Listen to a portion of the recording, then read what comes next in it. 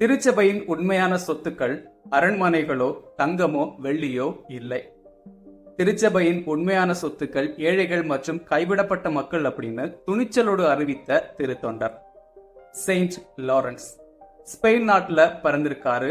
இளைஞரா இருக்கிறப்போ இவருடைய பக்தி மற்றும் சிறந்த பண்புகளை பார்த்த திருத்தந்தை 2ஆம் சிக்ஸ்டஸ் அவர்கள் இவரை ரோமுக்கு அழைச்சிட்டு போய் முதன்மை திருத்தொண்டரா நியமிச்சிருக்காரு. இவருக்கு 2 பணிகள் கொடுக்கப்பட்டிருக்கு. இயேசுவின் திருவுடல் மற்றும் திரு ரத்தத்தை வழங்குவது, இரண்டாவதாக திருச்சபையின் சொத்துக்களை ஏழைகள் மற்றும் கைவிடப்பட்ட மக்களுக்கு பகிர்ந்தளிப்பது.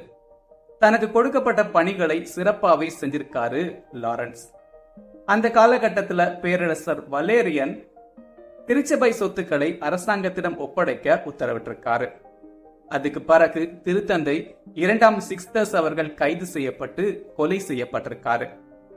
பேரரசர் வலேரியன் லாரன்ஸ் கிட்ட திருச்சபையின் சொத்துக்கள் எங்கேன்னு கேட்டிருக்காரு. லாரன்ஸ் ஏற்கனவே திருச்சபையின் சொத்துக்களை ஏழைகள் மற்றும் கைவிடப்பட்ட மக்களுக்கு பகிர்ந்து கொடுத்திருக்காரு. அந்த மக்களை அழைத்து கொண்டு போய் பேரரசர் முன்பாக நிறுத்தியிருக்காரு லாரன்ஸ்.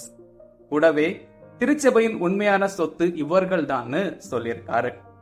இதனால பேரரசர் வலேரியன் கோபம் அடைந்திருக்காரு. லாரன்ஸ் ஒரு இரும்பு கட்டிலில் கட்டி வைக்கப்பட்டு அதுக்கு கீழே தீ வைக்கப்பட்டிருக்கு.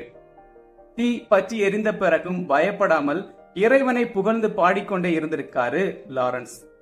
தன்னுடைய இறுதி மூச்சு வரைக்கும் இறைவனையே புகழ்ந்து கொண்டு மறைசாட்சியா இறந்து போயிருக்காரு லாரன்ஸ். இவருடைய உடல் ரோமில் உள்ள கேம்போ வெரேனோ பகுதியில் அடக்கம் செய்யப்பட்டிருக்கு. அங்க ஒரு மிகப்பெரிய பேராலயமும் கட்டப்பட்டிருக்கு. தொடக்க கால திருச்சபையில புனித பேதுரு, புனித பவுலுக்கு இணையான புனிதரா மதிக்கப்பட்டிருக்காரு புனித லாரன்ஸ்.